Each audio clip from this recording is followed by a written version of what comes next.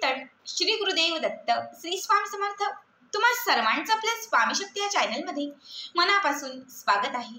स्वामी तुम्हा सर्वांच्या सर्व चांगल्या इच्छा पूर्ण करोत एवढीच स्वामींच्या चरणी प्रार्थना करते आणि आपल्या आजच्या या नवीन आणि सुंदर व्हिडिओला पुन्हा एकदा नव्याने सुरुवात करते। मित्रांनो बघा, 8 मार्च शुक्रवार, सगळ्यांनाच माहिती असेल की आज आहे महाशिवरात्री।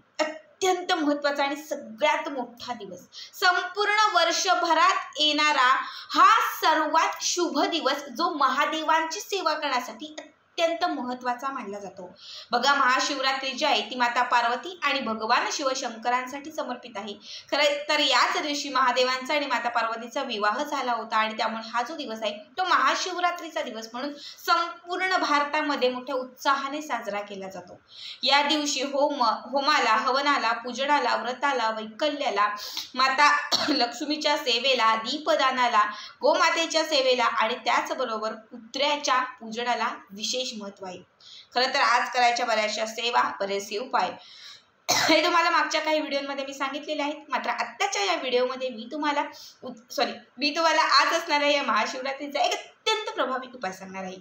बघा, आज दिवसभरात कधीही तुम्ही ही सेवा करू शकता। फक्त ही एक गोष्ट तुम्हाला आजच्या दिवशी कुत्र्याला खाऊ घालायची। आता कुत्र्याला का, तर बघा, महादेवांचं एक रूप मानलं जातं ते म्हणजे कालभैरवनाथ। महाशिवरात्रीच्या दिवशी महादेवांच्या सगळ्या रूपांचं पूजन केलं जातं आणि त्यातील असणारं एक रूप जे सर्वश्रेष्ठ आणि सर्वात महत्त्वाचं मानलं जातं ते म्हणजे कालभैरवनाथ। कालभैरवनाथांचं जे वाहन आहे ते म्हणजे कुत्रा। बघा, आजच्या दिवशी आपल्याला महादेवांचीही सेवा करायची आहे, कालभैरवनाथांचीही सेवा करायची आहे आणि त्याचबरोबर आज आपल्याला कुत्र्याचंही पूजन करायचं आहे।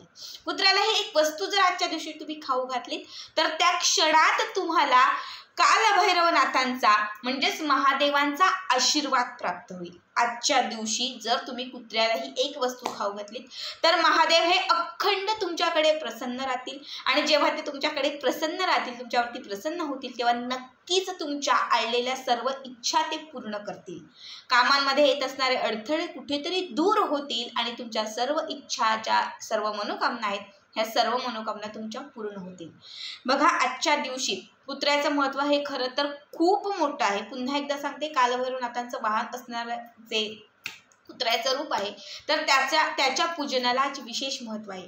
आता ही सेवा, हा उपाय आपण दिवसभरात सकाळपासून रात्रीपर्यंत कधीही करू शकतो। जो उपाय मी स्वतः केलेला आहे आणि माझा स्वतः करून झाल्यानंतर आत्ता मी तुम्हाला हा सांगत आहे। आपल्याला काय करायचं आहे तर बघा, याच्यासाठी एक शुद्ध तुपामध्ये पोळी बनवायची।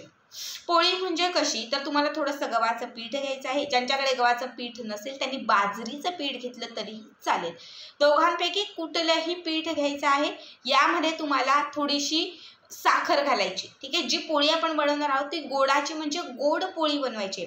पिठामध्ये थोडी साखर घालायची, पाणी घालायचं आहे, हे सगळं मिक्स करून घ्यायचं आहे। याचा एक गोळा करून घ्यायचा आहे आणि याची पोळी करून घ्यायची आहे। एकच पोळी करा, वाटलं तुम्हाला 2-4 कितीही करू शकता, पण कमीत कमी एक पोळी करायची आहे।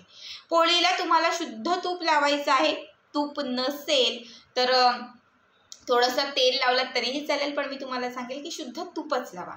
त्याच्यानंतर ही पोळी भाजून झाली की त्यानंतर या पोळीच्या वरती एक गुळाचा खडा ठेवायचा आहे। अख्खा गुळाचा एक खडा ठेवायचा आहे आणि या पोळीला तुम्हाला हळद आणि कुंकू थोडंसं लावायचं, म्हणजे थोडं हळद कुंकू तुम्हाला या पोळीवरती अर्पण करायचं आहे। त्यानंतर घराच्या आजूबाजूला तुमचं पाळलेलं कुत्रं असेल किंवा आजूबाजूला घराच्या कुठेही एखादं कुत्रं असेल तर तिथे जाऊन तुम्हाला कुत्र्याला ही जी वस्तू म्हणजे ही जी पोळी आहे ती तुम्हाला खाऊ घालायची आहे।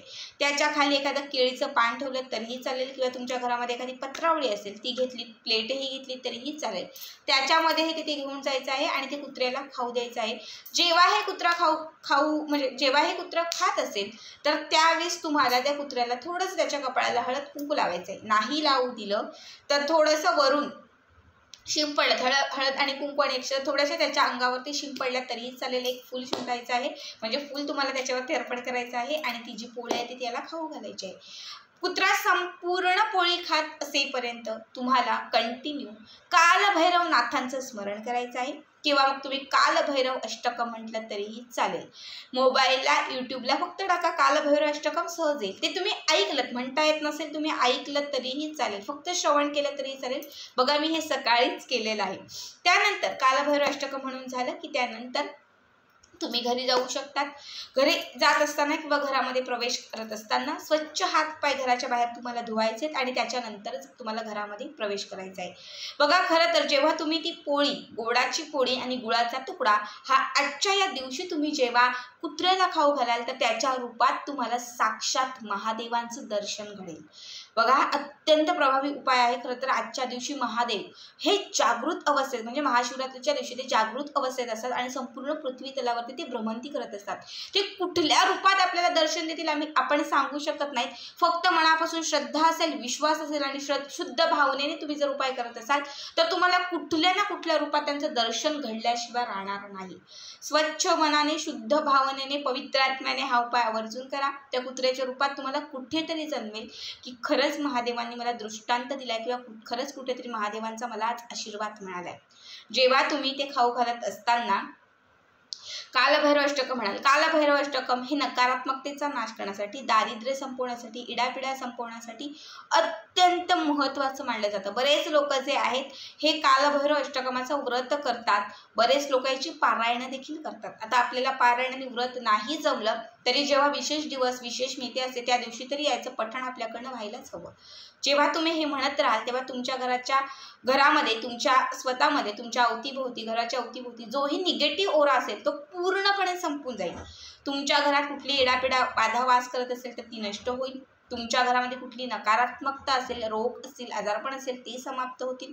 घरामध्ये असलेलं जे काही दारिद्र्य आहे हे दारिद्र्य समाप्त होईल आणि तुमच्या घरामध्ये माता लक्ष्मीची कृपा प्राप्त होईल. घरामध्ये सकारात्मकता येईल. तुमच्या इच्छित मनोकामना पूर्ण होतील. कामांमध्ये